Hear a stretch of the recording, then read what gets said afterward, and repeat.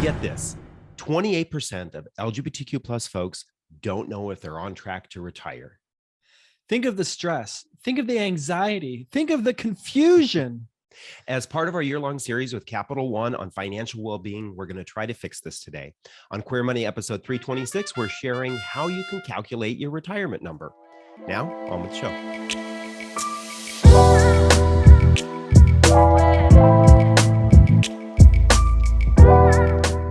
Well, as many of you know, we are diving deeper into the Motley Fool Debt-Free Guys LGBTQ money study, and that's exactly what we're doing today. We want to really peel back the onion and get to the root of what's causing some of the anxiety in our community around finances and what we can do to improve the lives of everybody across the community, especially during these uncertain times. And as we shared in the outset, 28% of LGBTQ respondents to our study said that they don't know whether they're on track to retire. That's different from the subset of folks who said that they don't think that they're on track to retire, and of course differently from those who said that they know that they're on track to retire. These people are just languishing in confusion, which has to be causing conscious and unconscious anxiety and stress. And we want to address that, if for no other reason, to fix people's financial well-being. Right. So today we're going to be sharing 5 ways, along with some resources, that will make it a little easier for you to understand or get a little bit clearer on what your number might be. Get close to at least defining it so that you understand what kind of goals you need to be setting or what you are reaching towards. And hopefully this will kind of spur you to want to do a little bit more of a deeper look at exactly what kinds of things you need to put in place to get to that number. Exactly. So these are simple formulas that are really going to provide you directional information. They're not hard, concrete answers of numbers that you want to target for before you say that you're ready to retire. They're simply directional. And hopefully it'll elicit some curiosity in you to say, how can I take this deeper and get more concrete with it? Yeah. With that said, there are some assumptions that we made with these calculations. And to start things off, we wanted to make sure that the math, since most people listen to this podcast via audio, don't necessarily watch it on YouTube, but if you're not watching on YouTube, you totally should.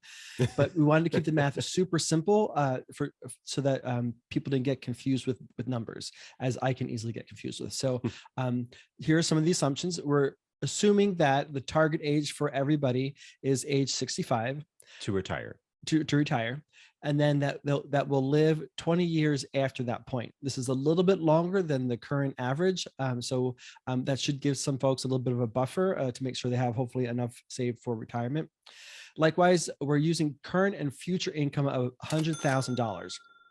We know that that's a lofty salary for some folks, but we're trying to keep the math super simple and make it as broadly applicable to most people as possible. And so that's the simplest way that we felt that we could do it. So that's just a simple math projection. It's no assumption or judgment on anybody's income or salary. And then we're also assuming that your spending is about 80% of your income, excluding taxes, benefits, deductions from your paycheck. So that's about $80,000 a year in spending. Right. Yeah. So basically what we're saying is that your expenses throughout the year are $80,000. Your income is roughly $100,000, and that you will plan on living 20 years after your retirement date of 65. So that kind of sums up kind of the person that we're looking at. Based on that, you can then kind of maybe project whether, definitely if you're younger, if you're making less, if you're making more, but then that just helps us make these formulas a little bit easier. So the first one we're going to share is one that comes from Fidelity, and that is the income ratio. And basically what Fidelity has come up with is they're kind of making an assumption that if you are age 30 or older, you kind of should calculate based on these following numbers. If you want to retire at 65 with your current lifestyle, they suggest that you have 6 times what you are making saved by age 45. So they want you to have 6 times your current income. Remember, we said our assumption is your current income is $100,000. So if your current income is $100,000, then you would need to have $600,000 by the time you reach reach the age of 45 in order to be able to be on track to retire at 65 and have a similar lifestyle to what you have today. Now, let's say you want to live a little bit cheaper than, or are able to, or you plan on making some changes to your lifestyle that will allow you to spend a little bit less. Or maybe you're going to be forced into that just because you aren't able to save that kind of money. Well, they're suggesting then that if you want to reduce your income in retirement, that you would multiply your income by 4, and that's the amount you would need to have saved by 45. So again, $100,000 is your income. You're going to reduce your expenses, so you're going to multiply by 4. They're suggesting that you have $400,000 saved by the age 45. And then finally, if you want to have a bigger and better life in retirement, then they're suggesting that your multiplier is actually 7. So that would be $100,000 a year times 7, or $700,000 is the amount of money you would want to have in retirement savings by the time you reach 65.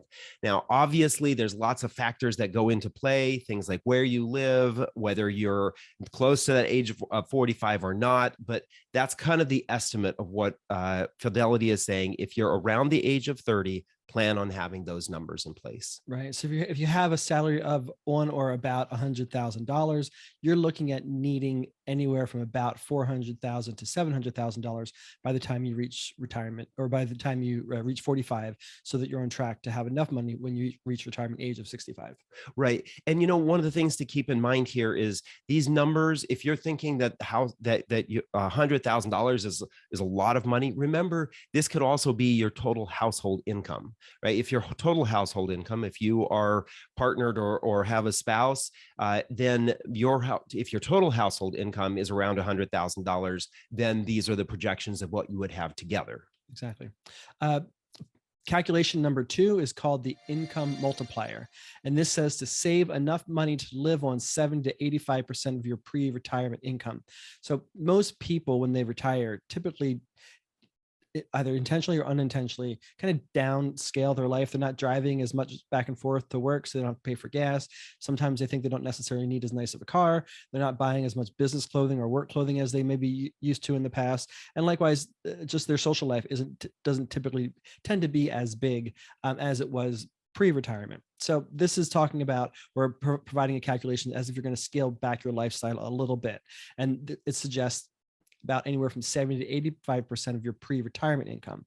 So if you have $100,000 annual income and you want to do the 70% multiplier, that would then yield $70,000. Then you would times that by 20 for the next 20 years that you be retired, and that would yield $1.4 million.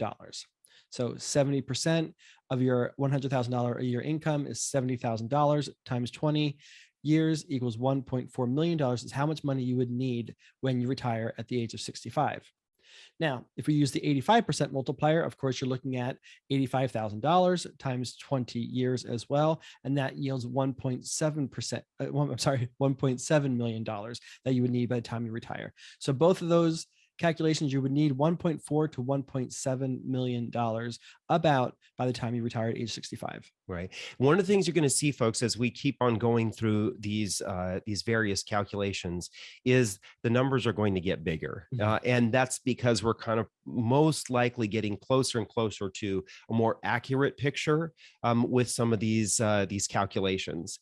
The spending multiplier is similar to the income multiplier, although it just focuses on the spending side. Now, remember, we said that you have an income of 100,000, but you're actually spending about $80,000 a year. So this one is pretty easy. The spending multiplier just says, take what your annual spending is and multiply that by 25. So in this case, if you have annual spending, your household has annual spending of $80,000, then when you retire, you would need to have around $2 million. That's 80,000 times 25. That one's a pretty easy one and a pretty quick one to use if you know how much you're spending annually. Exactly. Calculation number 4 is pretty much as easy as calculation number 3, and this is called the 25x rule. And that says to multiply your annual income, you think that you'll need by 25. So for the example, using our $100,000 calculation, you have $100,000 a year in annual income, multiply that by 25, that yields $2.5 million. Yeah. So one of the big differences between the two here is that we're kind of looking at these as future projections, right? So this is how much you're going to need during or at that retirement time. And you're saying basically that your spending in the future is $80,000 or your income in the future is $100,000. If your current spending is 80 or 100, or sorry, if your current spending is 80 or your current income is $100,000, unless you are 64, it is highly likely that it's going to be changing big time between now and when you reach the age of 65. So keep that in mind. The last one here is the 4% rule. Now, the 4% rule is probably one of the most well-known simple rules on how you calculate how much money you're going to need in retirement. And really, this was founded by a white paper that was written in 1994 that kind of basically did a lot of projections and calculations based on a simple portfolio of what it looks like someone would be able to withdraw from their retirement account on an annual basis and be able to live out 30 years after they retire. Now, I know we said the assumptions was that you were going to live 20, but this one specifically made the projections for this rule on living 30 years. So that means maybe you could plan on retiring at 55 instead of 65, or it may mean that you live until 95 instead of 85, like we were saying with the 20%, or I'm sorry, the 20-year assumption. So really what's happening here is what they want you to do is to take the amount of income that you have and divide that by 4%. And that should give you the total amount of money that you would need to be able to withdraw 4% annually from that portfolio. Well, this one actually ends up being very similar to the 25% rule because you end up having $2.5 million at that $100,000 mark. Now, what's interesting about this is that this very well-known rule was just recently updated. Surprise with inflation. Right, exactly. Well, there was a couple of factors, right? One in that is that we do see inflation having a larger impact on folks with the amount of money they need to withdraw from their portfolio. But also, the individual who came up with this projection originally built his portfolio around basically two investments. And one was investing in the S&P 500. And then the other portion of the portfolio were in intermediate treasury bills or treasury bonds. So it was a very basic asset allocation. And what's interesting is a lot of folks have really followed this. They have 95% of their portfolios invested in the S&P 500 index, and they have 5% in an intermediate T-bill portfolio of some form, whether that's an ETF or a mutual fund, or they purchase those themselves. But what he did is he said, we need to change this portfolio a little bit. It needs to be a different version because the reality is that investing in such a narrow portfolio may be a little bit more risky. And so the new portfolio and the new rule is actually 4.4%. And so the rule is that you can withdraw at a rate of 4.4%, which sounds nicer because you think you're actually getting more money, but the reality is it actually drops the amount of money that you need in your portfolio to retire. So at 4.4%, in order to be able to get an income or withdraw $100,000, you would need to have $2.722 million. $2,272,000 in your portfolio. And the portfolio makeup has changed. And now that portfolio includes, it still does have the S&P 500 index, and it does have those intermediate treasury bonds, but it also includes mid-cap, small cap, micro cap, as well as international companies. So you do have a much more rounded out portfolio that may be able to balance out your returns in years when, say, for example, large cap doesn't do as well as small or micro cap or international. So there's your five. Those are your five basic ways of breaking down what you think you might need, at least to guesstimate what you might need for retirement. Exactly. Now, if you want to take this a little bit further, but don't yet want to talk with a financial planner or talk with anybody and make it too super serious, there are some calculators that you can easily find on the internet. So go ahead and Google retirement calculators, and some good calculators that we like can be found on NerdWallet, Bankrate, and AARP. But our ultimate all-time favorite calculator is by our colleague Lauren, who's also a member of the queer community, and her website is cfiresim.com. It's a much more in-depth calculator and provides much better analysis. So maybe you try like NerdWallet or Bankrate first to kind of get that high-level calculator, and then when you're ready to go get a little bit more into the nuts and bolts of things, check out Lauren's calculator at cfiresim.com. It's really cool tool, and someday we'll have her on the show. So there are some quick and easy ways to calculate your retirement number and to set a goal to have the retirement that you deserve. Now stay tuned for your Queer Money takeaway from this episode. Thank you for listening to another episode of the Queer Money Podcast. Here's your Queer Money takeaway from this episode.